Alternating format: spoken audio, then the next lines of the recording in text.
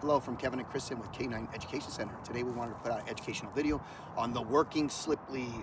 This is a tool that seems to elicit high emotional responses from those who lack the understanding and the purpose of this tool. First, understand the tool. The tool as a working slip lead is identical to the same tool that you see in the AKC dog show rings when they're prancing them around. The only difference is the thickness of the tool.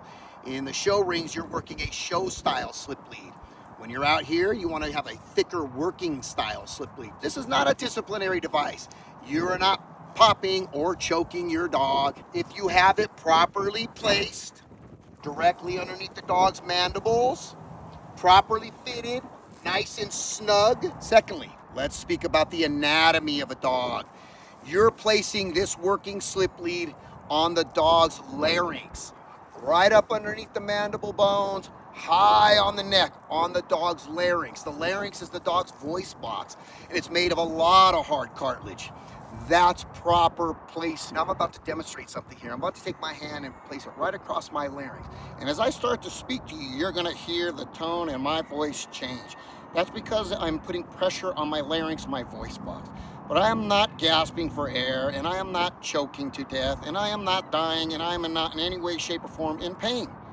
But that's something that you hear when the dog is at the end of the line and it's going right across the dog's voice box, and it elicits emotional responses from people who don't understand exactly what is happening. And the third and least thought of is the physiology of the dog. That's right. You're used to seeing a dog at the end of a working slip, and a lot of times they're in reactive mode. Their intensity is high, and what's going on physiologically is the dog is kicking off cortisol, adrenaline, noradrenaline, along with the dog's salivary glands. They are excreting excessive amounts of saliva. When you get the combination of all this stuff properly placed, properly fitted, right up here on the dog's voice box, the dog's putting pressure on it, and then the excessive excretion of saliva, you start to hear some of that gurgling back there, or you might even hear like they sound like little pigs. And that's when you get those that get very emotional, like you're choking the dog, it's fighting for his life.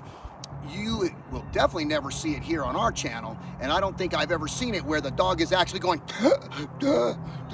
gasping for air, because in fact the dog is not choking if the tool is properly placed and properly fitted. So in review, it's important to know the tool, the dog's anatomy, and the physiological responses that are going on, and how all three of those come together. And there is no substitute for experience.